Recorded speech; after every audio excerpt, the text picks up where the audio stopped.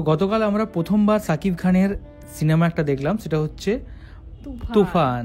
তো আমাদের কিরকম লেগেছে সেটা আজকে আমরা শেয়ার করছি। তো ঠিক ওকে দিয়ে শুরু করা যাক, বলো।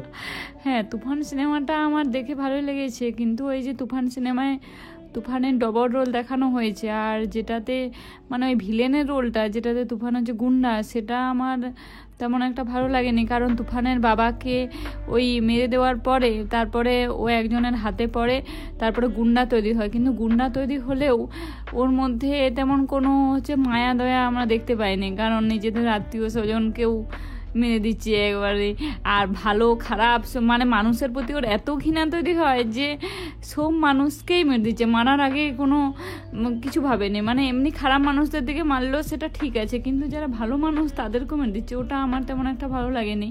আর যেটা আর একটা শান্ত তুফানের আমরা যে আর একটা রোল দেখতে পেয়েছি মানে সাকিব খানের, সেই রোলটা আমার ভালো লেগেছে। সেটার মধ্যে মায়া দয়া আছে, ওর একটা অভিনয় করার অনেক দিন ধরে ইচ্ছে, কিন্তু অনেকবার ট্রাই করেছে কিন্তু কোনো জায়গায় সুযোগ পায়নি। তারপরে একটা অভিনয় করলো, সেটাতে ওর যে রোলগুলো সব বাদ দিয়ে দেওয়া হয়েছে, ওটা আমার খুব খারাপ লেগেছে। আমি ওটা দেখে কেঁদেওছি। ওরা দেখতে গেছিল সিনেমা হলে, তারপরে ওর একটা পাটও নেই, সেই হ্যাঁ সেটা আমার খুব খারাপ লেগেছে। তারপরে শেষে ওই যে গুন্ডা যে সে ওই শান্তকে মারতে চেয়েছিল যখন নিজে অনেক জালে জড়িয়ে গেছিল, কিন্তু আমরা দেখতে পেয়েছি যে ওই দুষ্টু কোকিলের কি নাম ছিল, মিমি। হ্যাঁ, মিমি শান্তকে বাঁচিয়েছে আর তুফানের ঠিকানাটা দিয়ে দিয়েছে। তারপরে আমরা দেখতে পেলাম যে শান্ত অভিনয় করার শেষমেশ সুযোগ পেয়েছে, আমার ওটা খুব ভালো লেগেছে। হ্যাঁ, তো আমার এমনি সিনেমাটা খুব ভালো লেগেছে। অ্যান্ড প্রথমবার আমি কোনো বাংলাদেশি সিনেমা দেখলাম বহু বছর পর, ঠিক আছে। তো সেই অনুযায়ী এই সিনেমাটা বাংলাদেশের যে সিনেমার যে মান কতটা উপরে এখন আছে সেটা একটা বোঝা যায়। মানে খুব কোয়ালিটির দিকে কোনো কম্প্রোমাইজ না, তো খুব কোয়ালিটি একটা সিনেমার স্টোরি খুব ইউনিক। হ্যাঁ, অ্যান্ড প্রথমের যে শুরুটা সেটাও খুব ইন্টারেস্টিং। তারপরে যে শান্তর ক্যারেক্টার এবং যে তুফান যে ডন তার যে ক্যারেক্টারটা, সেটা দুটো দেখানো হয়েছে।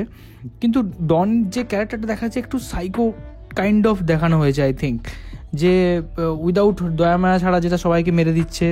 তারপরে তোমার হচ্ছে একটা জায়গাতে যে ওর বাবাকে, যে পাতানো বাবা যে তাকে বড় করেছে, ওর যে বাবাকে তাকে যখন সে মারে, তারপর বলে যে বাবাকে ডাকো, তারপর ও পরে বুঝতে পারে যে ও বাবাকে তো মেরেই দিয়েছে। তারপর একটা সেই ভয়ঙ্কর দৃশ্য দেখানো যায় যেখানে হচ্ছে বাথটবের মধ্যে চারিদিকে আগুন জ্বালছে, ও জাস্ট একটা চিৎকার করছে পাগলের মতো। তো সিনেমাটা অনেক সুন্দর, অনেক ভালো, তার সাথে সাথে অনেকগুলো সাসপেন্স তৈরি করে দিচ্ছে লাস্টে। অ্যান্ড হ্যাঁ, শান্তর ক্যারেক্টারটা ডেফিনেটলি ভালো, যে ক্যারেক্টারটা প্লে করেছে।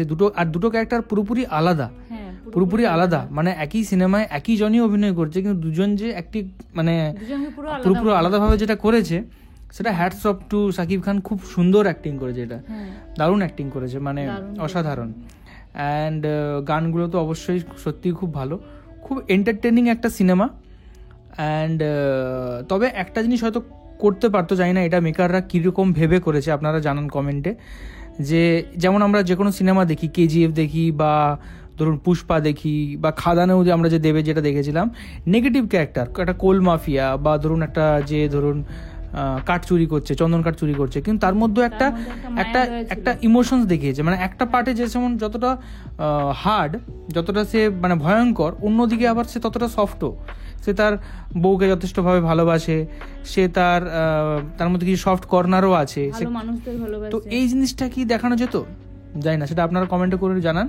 আরেকটা জিনিস হয়তো দেখানো যেত, কিন্তু সেই দেখানোটাই হচ্ছে একটা অন্য ক্যারেক্টারের মাধ্যমে দেখিয়েছে। দুটো তুফান দেখিয়েছে এই জন্য, যে একটা সাকিব খানের পজিটিভ ক্যারেক্টার, একটা নেগেটিভ ক্যারেক্টার।